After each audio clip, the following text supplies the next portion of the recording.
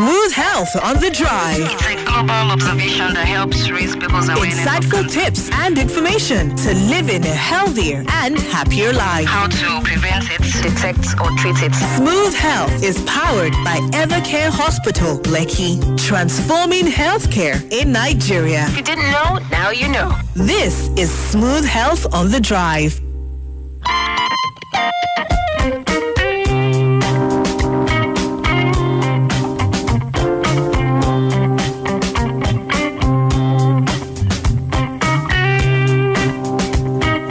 Smooth 98.1, love music, love life. If you just joined us, you are just in time. It's time for Smooth Health. My name is Kaide Baker. And I'm Judith Atibi. You are welcome to the show. Smooth Health on the Drive is brought to you by Evercare Hospital, Lekki, transforming healthcare in Nigeria.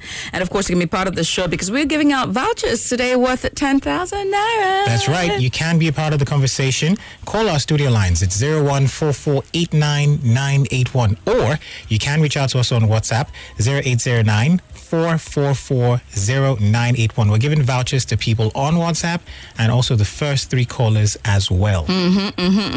So today on the show, we're going to be having a very special guest join us. Her name is Dr. Zainab Abdulkadir. That's it. And Dr. Zainab is a consultant obstetrician and gynecologist with special interest in fetal-maternal medicine and high-risk pregnancies. Dr. Zainab core competencies include proficient management of high-risk pregnancies, basic and advanced gynecology and obstetricians, sonology, including so on and so forth. I could go on and on, but she's here today to tell us everything that concerns all that you need to know about cervical cancer. So, That's Doctor, right. You're welcome. Thank you very much for having me. Thank you for coming. Great to have you here. So like we mentioned, please send us your messages, like we mentioned, to 0809-444-0981. Doctor, I think let me start with the obvious question. Oh, by the way, before we go on to the questions, you need to know that we're streaming live on YouTube. So go on there to our YouTube platform and watch us. We're on YouTube at www.youtube.com/smooth981.fm. That's right. Okay, so doctor, I wanted to ask this because a lot of people will be wondering. You know, the word is a bit of a mouthful, right? It's a bit of a mouthful. So I'm also curious. I'd like to know. So who is an obstetrician gynecologist, and also what are your focus areas in your specialty? Can I guess before she answers?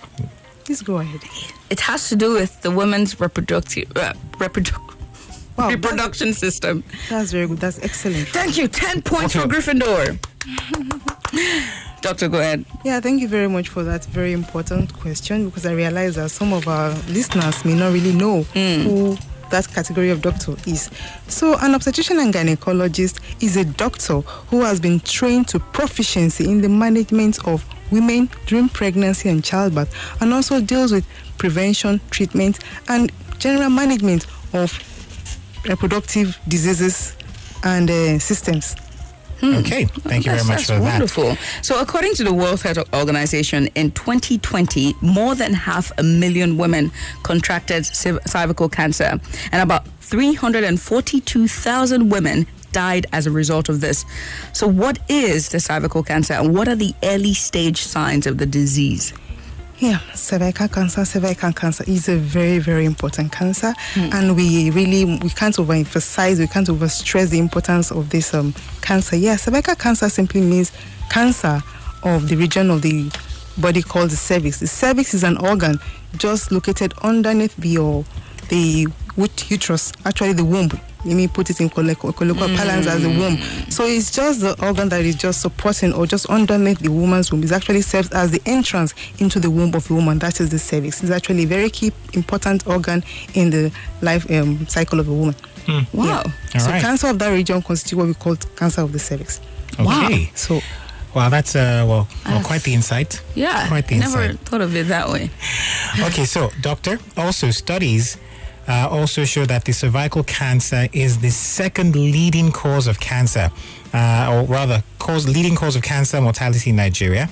So I think people will be interested to know what the primary cause of this disease is. Because, I mean, I know we talk about breast cancer, but then we talk about cervical cancer, and then it's a lot, right? So what is the primary cause of cervical cancer? All right, thank you for that important question. But before I get right to that, because I really want my listeners to understand the peculiarities of cervical cancer. Okay. There are some peculiarities of cervical cancer that are not present in most other cancers. Okay. So I would say that cervical cancer is one of the very merciful cancers. The merciful ones. Yeah. Merciful. So in such a way, it has so many peculiarities that actually protects a woman naturally from having cervical cancer. So there are some peculiarities which we all need to know. So cervical cancer, like you were saying, and the statistics are very, very discouraging in terms of the incidences and people who die from it. The yearly new cases are about 500,000 per year. Okay, and half of these women die. Die yearly, and it's interesting to know that half of these women. It's more than 85% of these women are actually they stay within this region of our country. This region? This part of the world? They reside in the developing countries like ours. Ours. More than 85% of these dying women globally are residing in developing countries like ours in Nigeria.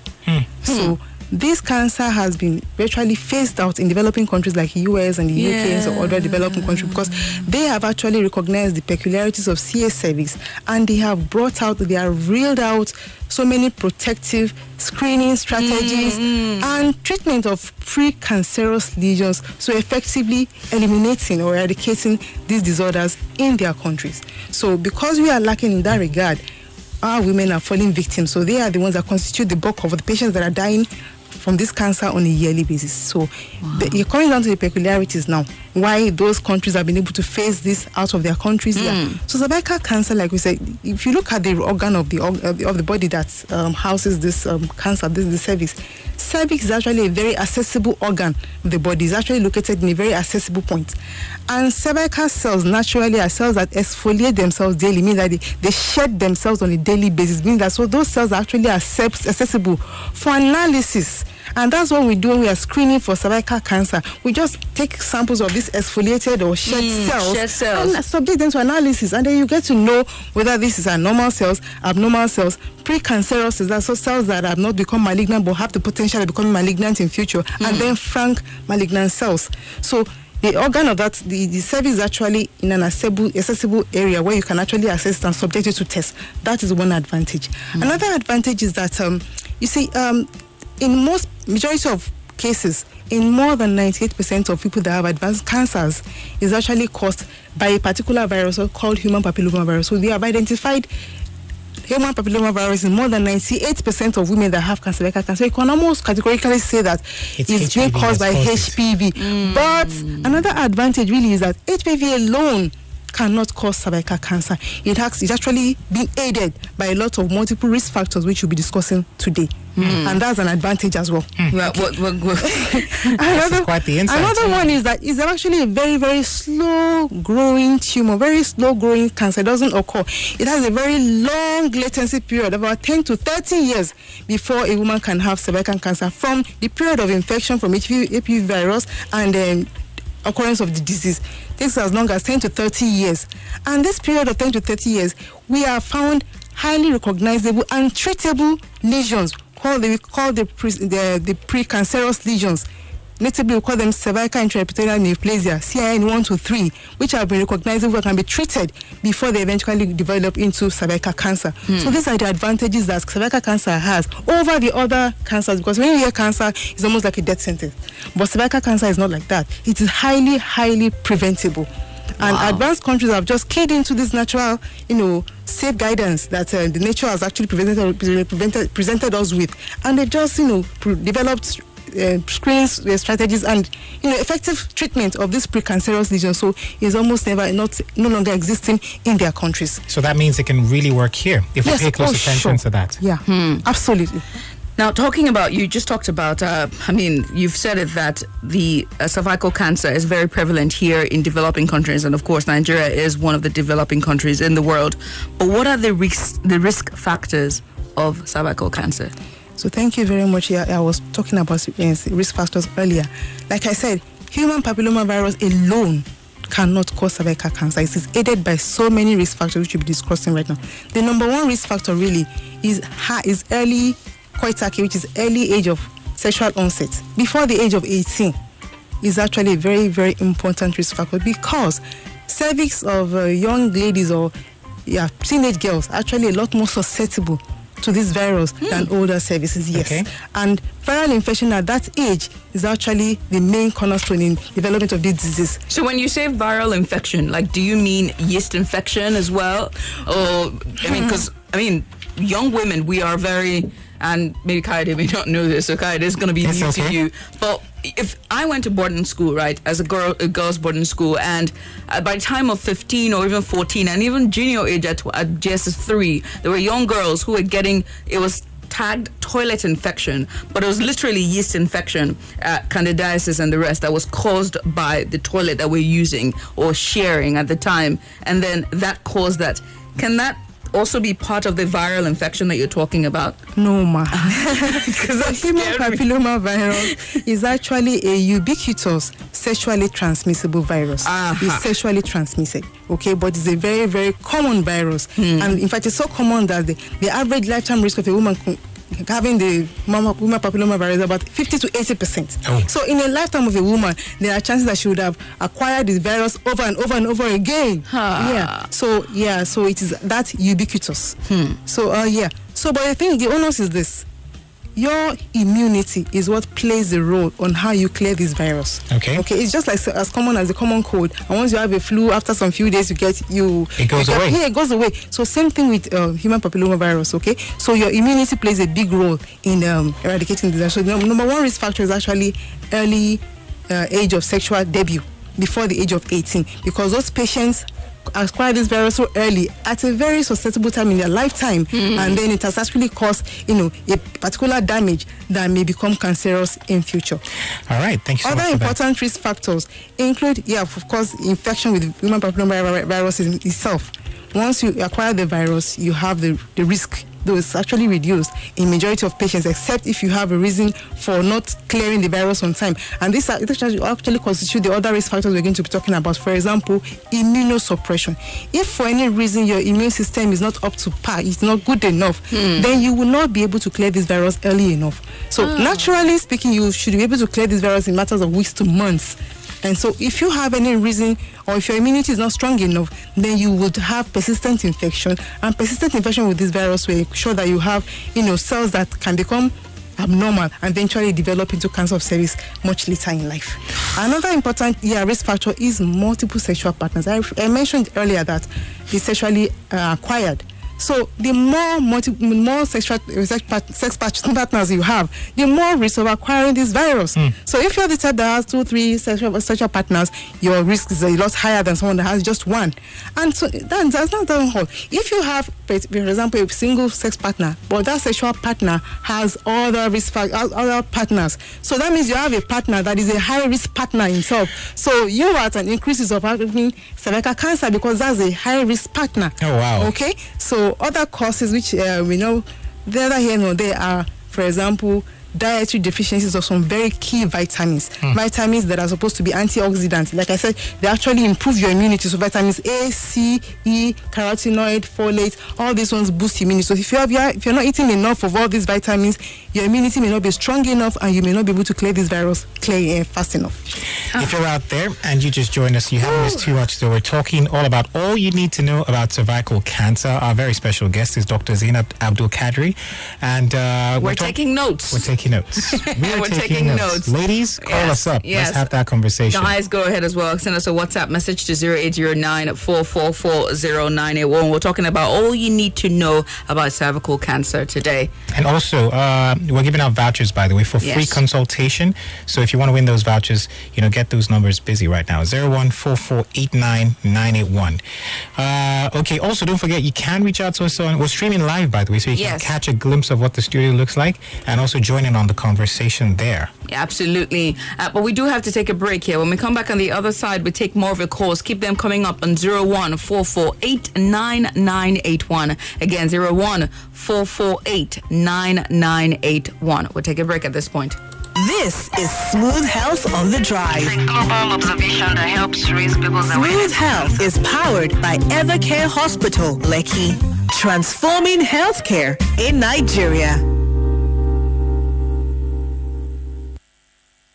There's nowhere on this earth that compares. Smooth.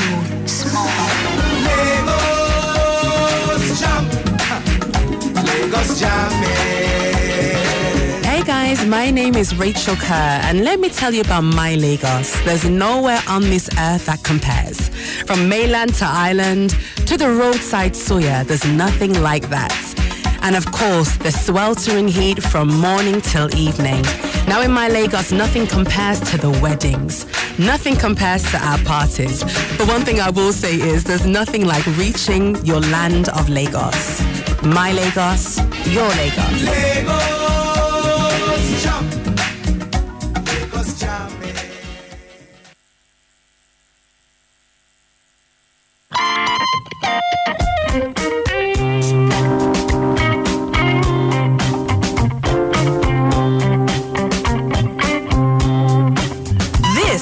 Smooth Health on the Drive. It's a global observation that helps raise people's awareness. Smooth Health is powered by Evercare Hospital, Lekki.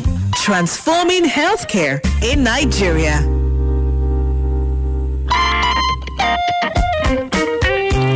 Alrighty, transforming healthcare in Nigeria. That's what Evercare Hospital does. This is the Smooth Health on Smooth 98.1. Yes, indeed. My name is Judith Atibi. I'm Kyrie Baker. And our guest today is Dr. Zainab Abdulkadir, and she Kadri. There we go. Kadri. Yes, and she's here with us. She's talking everything when it comes to all you need to know about cervical cancer today. Remember that we're streaming live on YouTube, so go onto our YouTube platform right now to watch us live inside of the studio. Go on there. It's www.youtube.com/smooth981fm. Search for our channel and make sure to subscribe and click the notification button so you can be notified each time that we go live. We're also giving out vouchers today. That's right. So the vouchers are 10,000 naira, courtesy Evercare Hospital, and we're giving it to the first 3 callers or the first 3 texters who sends us messages on WhatsApp. Exactly. That said, though, doctor, let's talk. We've talked a lot about risk factors, immunity, key vitamins amongst other things, right? Yes. But for the people that just joined the show, I'd like for you to clarify: is there an age factor to having cervical cancer, and also at what age should women start being very cautious? Okay, yeah, thank you for that very, very important question. Yeah, so generally speaking, the average age of diagnosis of this disease is about 51 years. 51? But we know looking at the graph of the disease onset and the way it progresses. So the disease starts generally, not just in Nigeria, globally. There's a slow rise in the late 20s. Okay, giving rise to a sharp rise at around 30 years of age, and then it gets a little higher at 45 to 50 and peaks at that level where it steadily goes down. So the average age of diagnosis is actually 51 years, but it means that people age 35 and younger can actually be infected with this. They can actually have this disease at that early. Wow. Yeah. Oh, wow. Okay. Also, still talking about this cervical cancer, can it be prevented? You've talked about, how it's a little more predominant here in developing nations, but really though, can it be totally prevented? Yeah, I just mentioned that it's a highly preventable disease. Very, very highly preventable, because in the developed countries, they don't even talk about cervical cancer anymore. They virtually eradicated. Moved past past it. Yes, so it's highly preventable. I highlighted some peculiarities of CA cervix just now, and that's the reason why we can prevent it. So how do we prevent it generally in Nigeria? Let me bring it down to home now. So yes.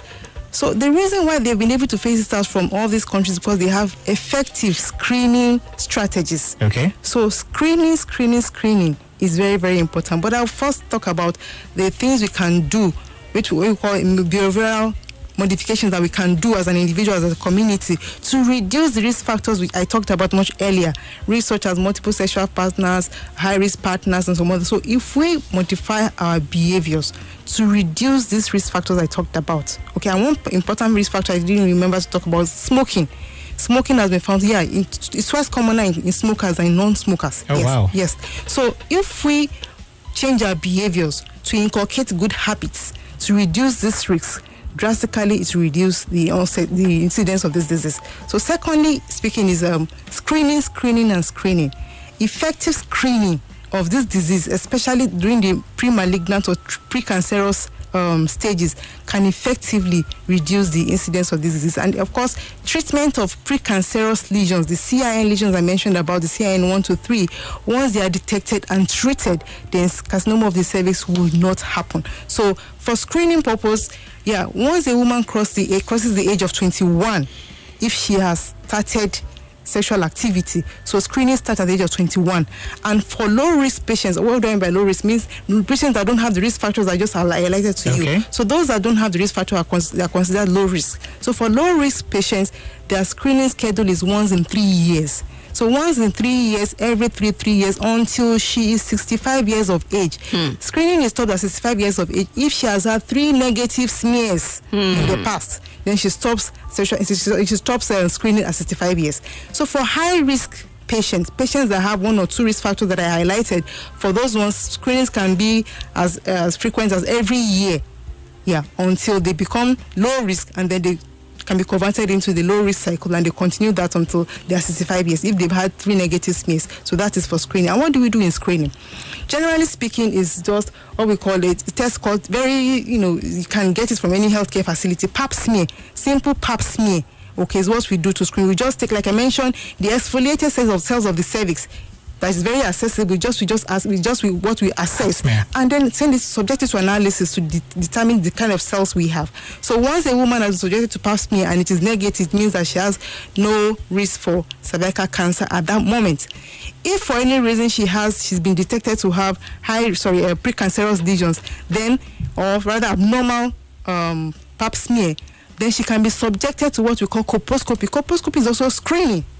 Okay, colposcopy just simply means that you're subjecting the cervix to visualization with magnifying lens for you to detect some abnormal focus of abnormal areas on the cervix, which can now be biopsies. Little chunks of it can be taken and subjected to histology to find out the abnormal cells that are present there. So those are what you have done those are the things we do during screening to ensure that patients don't have this condition later in life. We have messages here. You can send your WhatsApp messages to 0809-444-0981. Again, 0809-444-0981. You can also call us up on 01-448-9981 if you have any questions for our doctor here in the studio. I have this message here from Kewe, and it goes, "Good evening. I'm Kewe. Please, can one avoid this cancer? And what if one used condom to have sex with his or her partner? Is the person still vulnerable, or what can one do to reduce the risk factor?" This is Naya. Naya goes, "Good afternoon, all. I am 48 years and I think I'm going through menopause. Night sweat, irregular period, but I spot in between period. Should I be worried?" And that's from Naya there. So 2 questions we have. You can send your messages still on 0809-444-0981. Again, 0809-444-0981. Doctor. Thank you very much, Kara, for that very important question concerning the use of condoms. If it's protective against cancer of the cervix. Yes. Well, it is not 100% protective. The reason is you can still acquire this virus through what we call the labioscrotal contact between the labia of the woman and the scrotal skin. Okay. So the virus can be shared through that way too. So, but condom use is actually important to reduce the risk factor to 60%. 60%. Yes, as much as 60% reduction, but it's not 100%. It doesn't confer 100% protection against the virus. So that's about the use of condoms in preventing cervical cancer. It can prevent up to 60%, but not 100%. So Nani also mentions that she's got night sweat, irregular period, but in spots in between period, basically. And she's asking, should she be worried? Thank you, Naya. But what you didn't mention was your age. Your age is 48 years old. 48 years old. Oh, so 48 years old is actually possible. You are within the perimenopausal age, really. Okay, and spotting during that period she needs to see the hospital. She needs to go to the hospital. She needs to have herself evaluated to screen for cervical cancer. I'm not saying she has it, okay, but she needs to be screened. Okay. Well, doctor, you've talked about how this cancer can be prevented. But tell us about the preventive vaccine for cervical cancer. How and when should it be accessed? Okay, so I jumped a particular question concerning the symptoms of the cancer, because once this madam talked about the spotting and so what are the symptoms that this patient may present with? So for the precancerous lesions, the CIN lesions, basically majority of them, they have no symptoms at all whatsoever. Wow. Well, the disease is still brewing in the background. Okay, so no symptoms. So now you may begin to have symptoms when you are crossing the cancer range. And what are the symptoms that patients can have? So patient can begin to have spotting. Okay. Similar to what the last caller said, or what the last questioner asked, spotting. So when you're spotting, anyhow, that's not related to your menstrual cycle, you need to be worried. If you are beginning to experience foul smelling by vaginal discharge, that's also a symptom. Okay, so symptoms are bleeding per vaginum, that it could be spotting, then foul smelling vaginal discharge. And then if the disease progresses, then you may begin to see frank bleeding from the vagina. Okay, so those are early symptoms and of course some late symptoms. So once the cancer has spread, you may begin to see symptoms of spread. For example, cancer spreads to the pelvic region. She may begin to have pelvic pains. She may begin to have weight loss. She may begin to have low back pains. If it spreads to the liver, she will start having symptoms of liver derangement, jaundice, and all. If it spreads to the lungs, they begin to have cough, coughing out of blood, breathlessness, and if it spreads to the brain, she may begin to have convulsion, loss of consciousness, raised intracranial pressure. So it can basically spread to anywhere in the body. So where the organ is pressed to determine how the patient will present. So you talked about vaccines. Yes. So part of the reasons why we've been able to eradicate it in advanced countries is effective screening strategies and development of very highly effective vaccines. So worldwide, we have two different types of vaccines: the bivalent vaccines that have been patented by GSK and the quadrivalent Gardasil. So the bivalent one is readily available in Nigeria, is actually Cervarix, and we have it in here in Evercare. Patients have been requesting for, we've been giving some patients. So Cervarix, what it does is just to protect you against the high risk human papillomavirus type 16 and 18, which is actually they are the ones that cause most of the cervical cancer. So once you screen once you get the vaccine to prevent against this particular infection, then you may be protected. But who are those that can benefit from these vaccines? Because not everybody. So vaccines was initially made for preschool girls that are yet to have sexual encounters, that have not been exposed to the virus. Because for a vaccine to work is because you've not been exposed to that virus. So for patients that have not been exposed to the virus, to boost their immunity towards those viruses and protect them from having it in future. So Cervarix is bivalent, protects against human papillomavirus type 16 and 18. So it's given in 3 doses. At first contact, 3 months later, and then 6 months later. This protects you for about 10 years. After 10 years, you are eligible to have booster doses of it.